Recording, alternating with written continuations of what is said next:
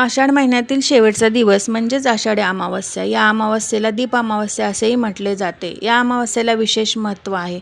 या दिवशी आपल्या घरातील सर्व दिव्यांची पूजा केली जाते. घरातील सर्व दिव्यांना कणकेच्या दिव्यांनी ओवाळले जाते.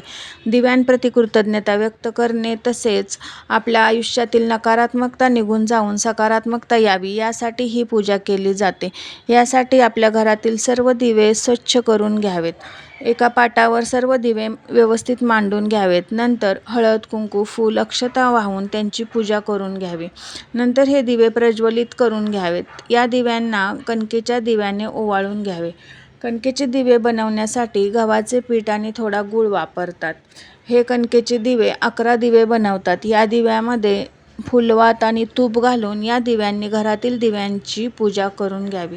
आजच्या दिवशी घरातील लहान मुलांनाही ओवाळले जाते. घरातील लहान मुलांचे आयुष्य नवीन उमेद, शक्ती, ऊर्जेने उजळून निघावे यासाठी त्यांना ओवाळले जाते. तसेच या दिवशी पितरांचेही स्मरण केले जाते. असे ह्या आषाढी अमावस्येचे विशेष महत्त्व आहे.